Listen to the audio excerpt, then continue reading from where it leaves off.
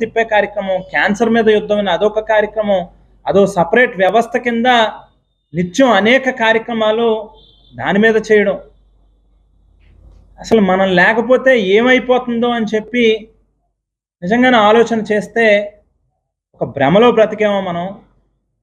ప్రజలే జీవితం, మనం ఇంతకంటే మనం పుట్టింది భూమి మీదకి వచ్చింది బహుశా ఈ ప్రాంత ప్రజల కోసం అని చెప్పి నమ్మి చేసినటువంటి పనులు ఇవాళ నిజంగా మనం తప్పు చేశామా లేకపోతే ప్రజలు తప్పు చేశారా అని చెప్పి నిజంగానే ఒకసారి ఒక కామా పెట్టుకుని వెళ్తా ఉన్న ఈ ప్రయాణంలో ఆలోచన చేసుకోవాల్సినటువంటి అవసరం నిజంగా కనిపిస్తూ ఉంది.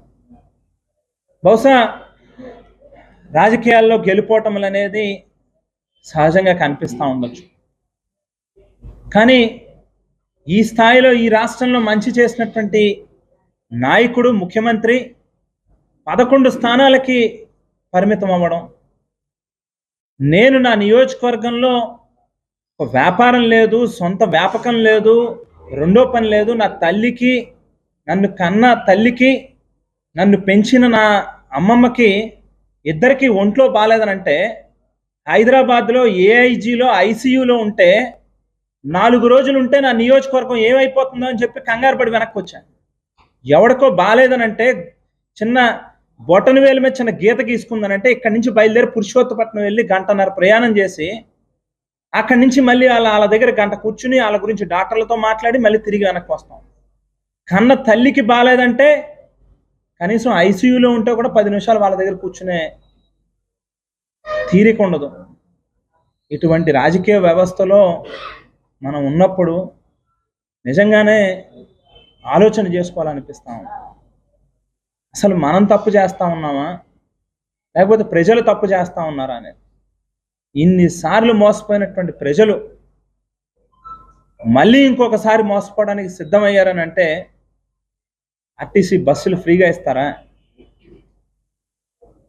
జగన్మోహన్ రెడ్డి గారు ఒక బిడ్డకి ఇవ్వలేని అమ్మఒడిని 3 బిడ్డలకు ఇస్తారా?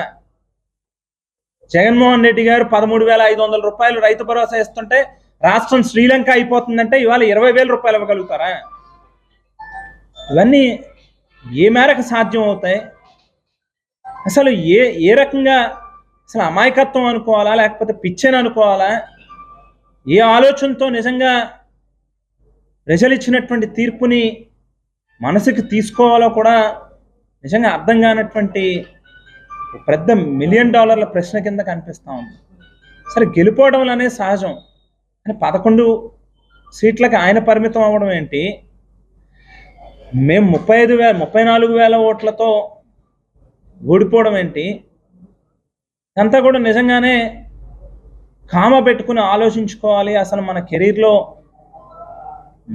మన నిజాయితీయో లేకపోతే మనం కరెక్ట్గా ఉంటున్నామని చెప్పని మనం అనుకోవడమో తప్ప అని చెప్పి నిజంగా అనిపిస్తూ ఉంది. డాక్టర్ బాబాసాహెబ్ అంబేద్కర్ గారు ప్రపంచంలోనే గొప్ప రాజ్యాంగాన్ని అందించినటువంటి మహనీయుడు. భారతదేశంలో రాజకీయాల్లో ఆయన కూడా ప్రత్యక్ష ఎన్నికల్లో పోటీకి నిలబడి ప్రజలచే ఓటమి చెందినటువంటి వ్యక్తి. ఎంతో గొప్ప మహనీయుడు. ఆయన కాలి గోటికి కూడా బహుశా మనం సరిపోయాము.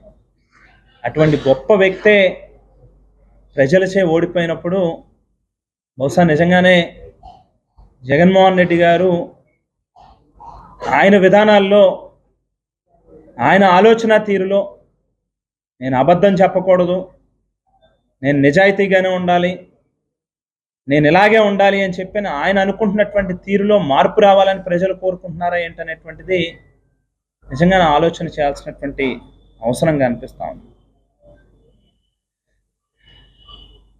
అయితే కొన్ని విషయాల్ని నిజంగా మాట్లాడుకోవాల్సి వచ్చినప్పుడు బహుశా మా వైపు కూడా ఏదైనా ఎక్కడైనా పొరపాటు ఉంది అని అనుకుంటే ముఖ్యమంత్రి గారిని ఒక ట్రాన్స్లో పెట్టి చుట్టూ ఒక కవచం కింద ఉండి ధనుంజయ రెడ్డి గారు లాంటి పనికి మాలిన చెత్త అధికారులు ఏ ఎమ్మెల్యే అయినా ఏదైనా ఒక అర్జీ పట్టుకుని వెళ్తే ఆయన రూమ్ బయట ఆయనే ముఖ్యమంత్రిలాగా గంటల తరబడి కూర్చొని కూడా కాదు, నుంచుని. లోపలికి వెళ్తే ఆయనకి తీరిక లేనట్టుగా, ఎమ్మెల్యేతో మాట్లాడడానికి కూడా తీరిక లేనట్టుగా 2 నిమిషాలు కూడా మాట్లాడకుండా, మేము తీసుకొచ్చినటువంటి పనులను సరిగ్గా అర్థం చేసుకోకుండా, కోరుకొండ భూములకు సంబంధించినటువంటి రిజిస్ట్రేషన్లు ఆగిపోయినాయి అని చెప్పి ఆవేళ ప్రతిపక్షంలో ఉన్నప్పుడు అనేక ఉద్యమాలు చేశాం, పోరాటాలు చేశాం. ఆ సమస్యకి పరిష్కారం చూపించండి అని చెప్పి ముఖ్యమంత్రి కార్యాలయం దగ్గరికి, ధనుంజయ రెడ్డి దగ్గరికి 10 సార్లు తిరిగినప్పుడు, అదే పనిగా రేపు ఎల్లుండా అని చెప్పి 5 సంవత్సరాలు గడిపాడు. పురుషోత్తపట్నం ఎత్తిపోతల పథకం భూములకు సంబంధించినటువంటి రైతులకి నష్టపరిహారం ఇవ్వాలి అని చెప్పని అడిగితే రేపు ఎల్లుండా అని చెప్పి 5 సంవత్సరాలు గడిపాడు. విదేశీ విద్యా దీవెనకు సంబంధించినటువంటి కాపు విద్యార్థులు, పేద విద్యార్థులకు సంబంధించినటువంటి బకాయిల్ని క్లియర్ చేయండి అని అంటే రేపు ఎల్లుండా అని చెప్పి 5 సంవత్సరాలు గడిపాడు. ముఖ్యమంత్రి గారి దగ్గరికి ఏదైనా వెళ్ళి చెబితే ముఖ్యమంత్రి గారు ప్రగాఢమైన నమ్మకంతో, గుడ్డి విశ్వాసంతో ఈ ధనుంజయ రెడ్డి గారిని బయట నుంచి పిలవడం, ఆయనకి చెప్పడం.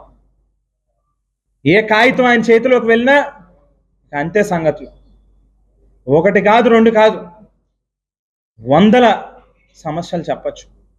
బహుశా కొత్తగా ఎన్నిక కావడం, ఏదో చెయ్యాలి, ప్రజలతో శభాష్ అనిపించుకోవాలనేటువంటి